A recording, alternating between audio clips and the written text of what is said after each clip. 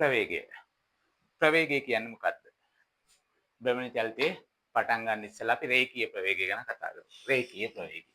ප්‍රවේගය.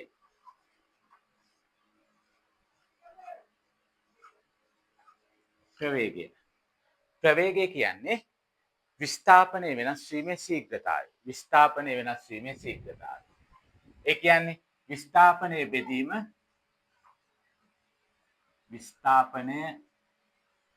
බෙදීම කාලය. විස්ථාපනයේ කාලයෙන් බෙදුවහම අපිට ප්‍රවේගය හම්බ වෙනවා. විස්ථාපනය කාලයෙන් බෙදුවට පස්සේ අපිට ප්‍රවේගය හොයාගන්න පුළුවන්. ඊට පස්සේ අපිට කතා කරගෙන යන්න තියෙන විස්ථාපනය කියන්නේ අපි S අකුරෙන් සංකේතවත් කරනවා කාලය t ගෙන් ප්‍රවේගය v ගෙන් නැත්නම් u. අවසාන ආරම්භක ප්‍රවේගය u කියලා ගන්නවා, අවසාන ප්‍රවේගය හොයන්නම v කියලා ගන්නවා. අපිට ඒක ප්‍රවේගය හොයාගන්න පුළුවන් v සමාන s බෙදීම t කියන සමීකරණය මගින්. මේක රේඛීය චලිතය. රේඛීය චලිතය එන කොටස. අපිට රේඛීය චලිතයේ ප්‍රවේගය එහෙම කතා කරාට අපි දැන් කතා කරන්නේ කෝණික චලිතය නැත්නම් භ්‍රමණ චලිතය ගැන. භ්‍රමණ චලිතය. භ්‍රමණ චලිතයේදී භ්‍රමණය වන අංශුන් ඔයාලා දන්නවා භ්‍රමණය වෙනවා කියන එක අපි කතා කරලා තියෙනවා මීට කලින්. අක්ෂයක් වටේ නැත්නම් ලක්ෂයක් වටේ මොකද්ද? ලක්ෂයක් වටේ ඒකාකාර වහෝ ලක්ෂයක් වටේ මෙහිම කැරකෙන එකට අපි කියනවා මොකක් කියලාද? භ්‍රමණය වෙනවා කියලා. භ්‍රමණය වෙනවා කියලා. මේ ලක්ෂය අංශුව මේකට කේන්ද්‍රයට සමාන දුරත්වය යන භ්‍රමණය වෙන එක. මෙන්න මෙතනදී භ්‍රමණ චලිතයේ කෝණික විස්ථාපනය කියලා කියනවා අංශුව පිහිටන පිහිටුම් දෙකක් අතරේ පවතින කෝණයේ වෙනස් වීම. කෝණයේ වෙනස් වීම θ. මෙයා අපි සාමාන්‍යයෙන් මයින්නේ θc. ඒ කියන්නේ රේඩියන් වලින් මයිනවා. එතකොට කෝණික විස්ථාපනය කියනවා ඒකක කාලයකදී නැත්නම් සලකනු ලබන කාල ප්‍රාන්තරයකදී කෝණයේ වෙනස් වීම. අපි කෝණික විස්ථාපනයේ θc ගෙන් සංකේතවත් කරනවා කියලා අපි දැනට දන්නවා. එහෙනම් මේකේ කෝණික විස්ථාපනය කියලා ගන්නයි θc. එතකොට කෝණික ප්‍රවේගය අපි ඔමෙගා කියලා සංකේතවත් කරනවා. ඔමෙගා හා ඔමෙගා 0 කියලා. ඔමෙගා 0 කියලා. ඔමෙගා 0 කියනවා ආරම්භක ප්‍රවේගයට. ඔමෙගා කියනවා අවසාන ප්‍රවේගයට. එහෙනම් ඔමෙගා 0 හා ඔමෙගා කියන දෙන්න අපි ඔමෙගා කියන එක්කෙනා ගත්තොත් ඔමෙගා සමාන වෙනවා කාටද?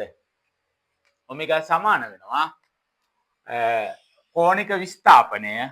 ඒ කියන්නේ θc බෙදීම θ. θc බෙදීම θ.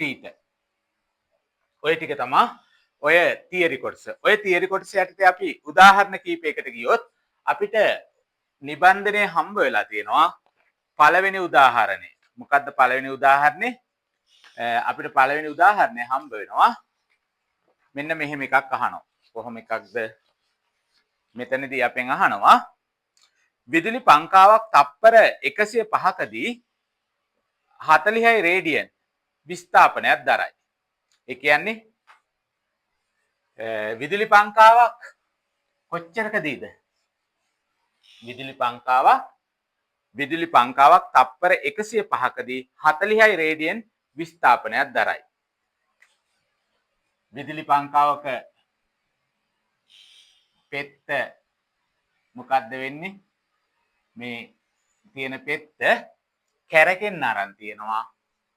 මෙයා තප්පර 105කදී 105යි තප්පරවලදී මෙයා කෝණික විස්ථාපනය වෙනස් කරගන්නවා 40යි රේඩියන්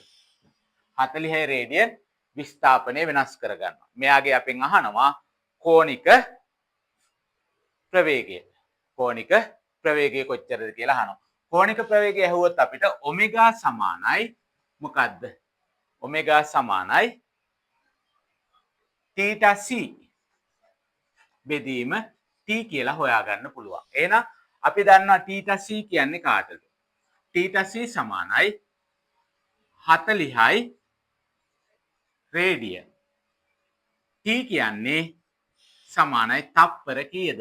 105යි තප්පර.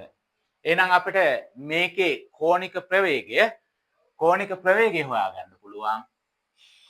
ඔමෙගා සමානයි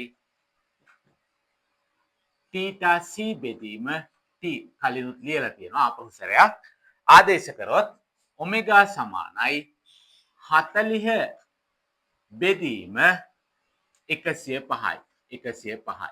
එතකොට අපිට උත්තරේ එනවා මේ ටික සුළු කරාම 0.38ක් වගේ 0.38ක් වගේ. මෙයාගේ අග එනවා රේඩියන් තප්පරයට කියලා. රේඩියන් තප්පරයට කියලා. අපි පළවෙනි ප්‍රශ්නේ උදාහරණ 1 එහෙම හදාගන්න පුළුවන්. මේකෙදි ඔයාලා පොඩි ආදේශ කිරීමක් විතරයි තියෙන චූටි දෙයක් තියෙන. ඊළඟට අපි යනවා දෙවෙනි උදාහරණයට. දෙවෙනි එක කියනවා ඇක්සලයක් විනාඩියකට වට 180ක් කැරකෙවේ. කෝණික ප්‍රවේගය සොයන්න. ඇක්සලයක් විනාඩියට වට 180ක් කැරකෙවේ. 180යි මොනවාද? වට විනාඩියට වට 180ක් කැරකෙනවා. මෙයාගේ කෝණික ප්‍රවේගය අහන්නේ කවුද? ඔමෙගා අහනවා. ඔමෙගා සඳහා උත්තරයක් දෙන්න කියලා කියනවා. ඔමෙගා සඳහා වටිනාකමක් ගන්න කියලා කියනවා. අපි ගත්තොත් වට එකක් කියන්නේ වට එකක් සමානයි රේඩියන් නම් 2.5 කියන විශාලත්වයට සමානයි. රේඩියන් 2.5ට සමාන වෙනවා වට එකක් කියන්නේ. එහෙනම් අපි හොයාගන්න ඕනේ වට එකක් කියන්නේ රේඩියන් 2.5 නම් වට 180ක් කියන්නේ කීයද? වට 180ක් කියන්නේ කීයද? 2.5 ගෙන් 180 වැඩි කරාම අපිට හම්බ වෙනවා උත්තරයක්. කීයද හම්බ වෙන්නේ අපිට? අපිට හම්බ වෙනවා 360යි 5 කියලා රේඩියන් අගේ හම්බ වෙනවා. රේඩියන් 360යි. කාලය ගත්තොත් විනාඩි 1කට තමයි වට. ඔය ගාන කරගෙන එහෙනම් විනාඩි 1ක් අතරේ තියෙනවා තප්පර 60ක්. තප්පර 60ක් තියෙනවා. එහෙනම් මේ සිද්ධියට ගතවන කාලය තප්පර 60යි. එහෙනම් අපිට ගන්න වෙන්නේ තප්පර 60කදී සිදු කරන කෝණික විස්ථාපනය තමයි මේ තියෙන්නේ. එහෙනම් ඔමෙගා සමානයි තීටා c බෙදීම t. අපි දැනට දන්නවා ඔමෙගාගේ වටිනාකම හොයන්න යන්නේ ඔමෙගා සමානයි තීටා c කියන්නේ කොච්චරක්ද වෙන්නේ? 360යි 5 t කියන්නේ 60යි. t කියන්නේ 60යි. එතකොට ඔයාලට මේකට මේක කැපිලා යනවා 1යි 6යි කියලා උත්තරේ එනවා. ඒ කියන්නේ 6යි 5 කියලා උත්තරේ එනවා. 6යි 5 කියලා උත්තරේ එනවා. රේඩියන් තප්පරයට රේඩියන් 6යි 5 කියලා උත්තරේ හම්බ වෙනවා. ඕක ඔයාලට ඕනනම් තවදුරටත් සුළු කරලා උත්තරේ දාගන්න පුළුවන්. එහෙම නැති වුණත් මේ ප්‍රශ්නේදී ප්‍රශ්නයක් නෑ. ඔයාලා දන්නවා සුළු කරගන්න ඕන වුණොත් 5 අයින් කරගන්න ඕන නම් අපි දන්නවා 6 වැඩි කිරීම 22 බෙදීම 7යි රේඩියන් තප්පරයට කියලා උත්තරයක් එයි බෙදලා ගන්න. හරිනේ. අපි මේ යටතේ උදාහරණ වශයෙන් හදන ඒ කියන්නේ අර හුරු කිරීමක් වශයෙන් කරන ඊළඟ ප්‍රශ්නේ. ඊළඟ ප්‍රශ්නේ කියන්නේ ප්‍රශ්න අංක 3. ප්‍රශ්න අංක 3. ප්‍රශ්න අංක 3 යටතේ අපිට කතා කරන්න තියෙනවා ඔයාලගේ මෙන්න මේ නිබන්ධනය.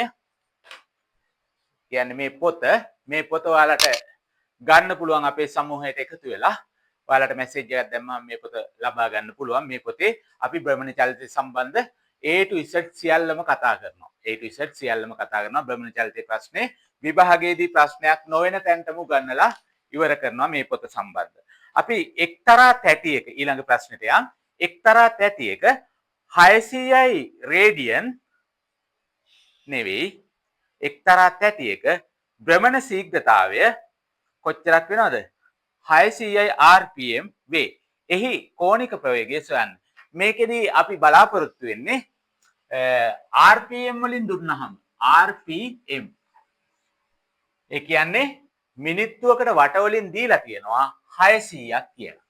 600ක් කියලා. ඔයාට මේක පරිවර්තනය කරගන්න පුළුවන්ද? ඇයි මේවා හදන්නේ? මේවා අපි හදන්නේ ලොකු ගානකට අවශ්‍ය සුළු සුළු කොටස් ටික ඉගෙන ගන්න ඒ පොඩි පොඩි තියරි කොටස් ටික. ඒක තමයි මෙතන කරන්නේ. ඒ කියන්නේ 600යි rpm. rpm 600යි කියන්නේ මෙයා කොච්චරයිද? විනාඩියක විනාඩියට වට ගාන කැරකෙනවා. එහෙනම් විනාඩියට රේඩියන් වුණොත් විනාඩියට රේඩියන් වුණොත් මොකද්ද අපිට කියන්න වෙන්නේ? 600 කියන එක්කෙනා අපට අනිවාර්යයෙන්ම මේ තියෙන වට කියන එක්කෙනා රේඩියන් වෙන නම් 2.5 ගෙන් වැඩි කරන්න ඕන. දැන් මෙතන හම්බ වෙන්නේ විනාඩියට රේඩියන්. විනාඩියට රේඩියන් තමයි ඔය හම්බ වෙන්නේ. එහෙනම් විනාඩියකට රේඩියන් එච්චරයි. එහෙනම් විනාඩියකට රේඩියන් එහෙමයි කියනකොට තප්පරයට ඕන නම් 600යි වැඩි කිරීම 2.5 බෙදීම 60යි කියලා අපිට ගන්න පුළුවන්. එතකොට අපිට RPM තියෙන ඕනෑම වෙලාවක ඒක රේඩියන් තප්පරයට කරගන්න ඕන නම් මොකද්ද කරන්න ඕනේ? RPM සමාන වෙනවා කායෙන් වැඩි කරොත්ද 2.5 බෙදීම 60න් වැඩි කරන ඕනෑම වෙලාවක රේඩියන්ට සමාන වෙනවා. රේඩියන්ට සමාන වෙනවා. එහෙනම් අපිට පුළුවන් මොනා කරන්නද? මේ 600 වැඩි කරනවා 2.5 ගෙන් බෙදනවා 60. උත්තරය අපිට හම්බ වෙනවා RPM වෙනුවට තප්පරයට රේඩියන් කියලා. තප්පරයට රේඩියන් කියලා. රේඩියන් per second කියන උත්තරය අපිට හම්බ වෙනවා. මේක අපි තවදුරටත් සුළු කරගත්තොත් මෙතෙන්ට කැපුවාම ඔයාලා දන්නවා 6 වරක් 10යි කියලා. ඊට පස්සේ දෙකෙන් වැඩි කරාම 20යි 5 කියලා හම්බ වෙනවා රේඩියන් තප්පරයට. තව ඔයාලට මේක සුළු කරගන්න ඕන නම් පුළුවන් 20 වැඩි කිරීම 22 බෙදීම 7යි රේඩියන් තප්පරයට කියලා සුළු කරාම ඔයාලට මේකෙදී උත්තරේ එනවා 62.85යි කියලා. 62.85යි කියලා. 62.85යි කියලා ඔයාලට උත්තරයක් හම්බ වෙනවා. රයිට්. අපි ඊළඟ කොටසෙන් ආපහු හම්බ වෙමු.